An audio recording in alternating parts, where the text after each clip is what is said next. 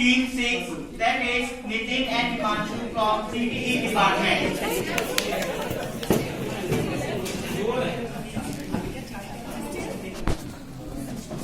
सम्मानित मंच और अति सम्मानित श्रोतागण,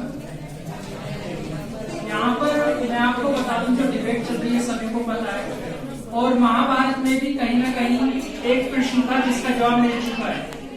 एक बात कही गई थी कि सबसे गहरी चीज कौन सी है, तो वो मन की, और मन से भी गहरी चीज है डिजिटलाइजेशन। तो मैं इसे अपने शब्दों में व्यक्त करना चाहता हूँ।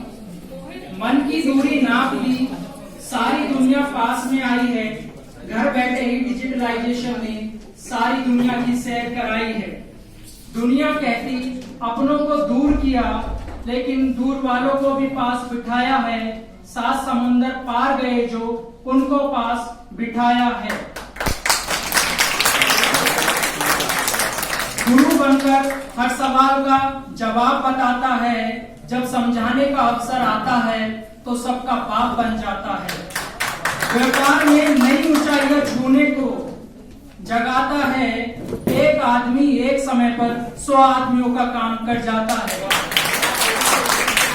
डिप्रेशन दुनिया में फैल रहा, WHO ने बताया है, डिजिटलाइजेशन ने सबका साथ देकर सबका धैर्य बंधाया है। पहले कोई किसी का काम करता था तो उसका वो महान बन जाता था, छोटा मोटा काम करना भी उसका एहसान बन जाता था, उसका एहसान बन जाता था। मनुष्य के आगे से ज्यादा काम डिजिटलाइजेशन कर रहा है और मनुष्य की झोली को खुशियों से भर रहा है।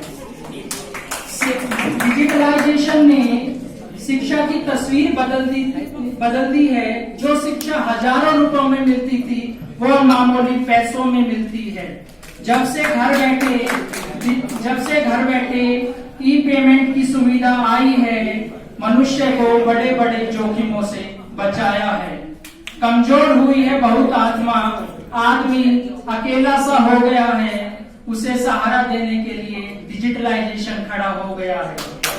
डिजिटलाइजेशन ने सबकी मुश्किलें आसान कर दी हैं और सबकी झोली में मोतियों का माला भर दी है।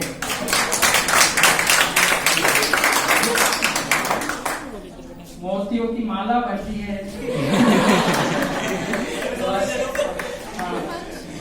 डिजिटलाइजेशन हीरा है, इसे तुम कांच मत समझना, चूल्हे की आंच को तुम बर्बादी की आंच मत समझना।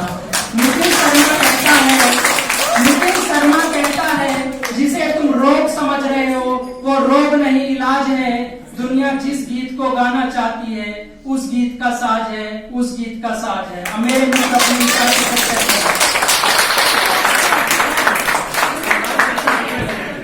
परिवार कैसे बिखर से रहे हैं, युवा कैसे बिगड़ से रहे हैं, परिवार कैसे बिखर से रहे हैं, युवा कैसे बिगड़ से रहे हैं। जब देखता हूँ संवेदनाएं असंवेदनहीनता में बदल रही हैं तो दुख होता है। जब संस्कारों की अर्थी निकल रही है। मैं हिमांशु संगम यहाँ पे विपक्षी विषय के विपक्ष में अपने विचारों को प्रस्तुत करने के लिए यहाँ पे उपस्थित हूँ।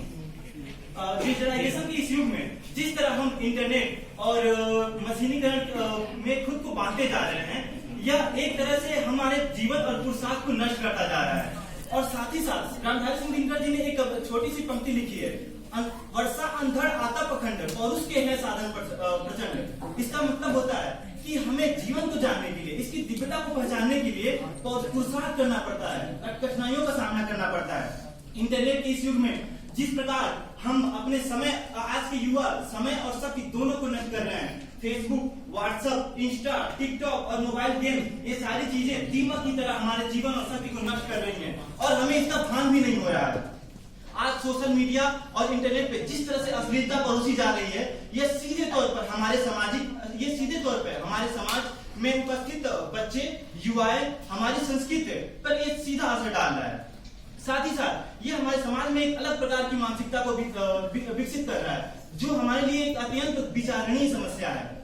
आज के डिजिटल युग में जिस प्रकार से इंसानी संवेदनाओं का गला घोटा जा रहा है, यह अत्यंत दुखद है। इंसानी संवेदनाएं हमें जीवंतता बताती हैं, जीवन की भव्यता का बोध कराती हैं। कहा जाता है कि इंसानी संवेदनशीलता अगर अपनी उत्कृष्ट और चरम अवस्था पे हो तो हम सूर्य और चंद्रमा की स्थिति को भी जान सकते हैं। लेकिन आज की स्थिति में क्या युवा पीढ़ी से ये आशा किया जा सकता है? ये ठीक उसी प्रकार है जिस प्रकार हम नरेंद्र मोदी सरकार से CAA वापस करने की अपेक्षा करें। यह असंभव तो नहीं है,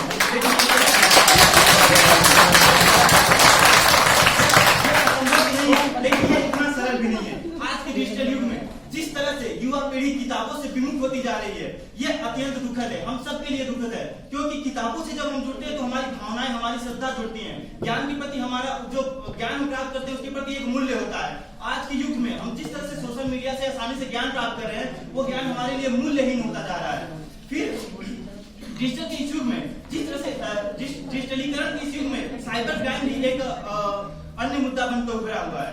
साइबर क्राइम जैसे कि हम किसी के भी निजी डाटा को आसानी से चुरा लें, उसके बाद हम उसको ब्लैकमेल करें, उसका गलत इस्तेमाल करें, ये सारी चीजें आज आसानी से की जा सकती हैं। साथ ही साथ डिजिटलीकरण के इस युग में, सोशल मीडिया के इस युग में हम पशु पक्षियों को भी साथ साथ बहुत ज्यादा नुकसान पहुंचा रहे हैं। जो रोबोट 2 में हमें दिखाया गया है कि किस तरह पक्षियां मोबाइल से निकलने वाली रेडियोधर्मी पदार्थों से, रेडियो तरंगों से मर जाती हैं। तो हमें इन सारी चीजों का सार ये है कि हमें वो काम करना है जो इन सारी चीजों का सार बस लास्ट में इन सारी चीजों का सार ये है कि हमें इस सृष्टि के कल्याण के लिए, इस प्रकृति के कल्याण के लिए, इस धरती पर जीवन के कल्याण के लिए सोचना चाहिए। तभी हमारा जो भविष्य होगा वो सुखद होगा। धन्यवाद।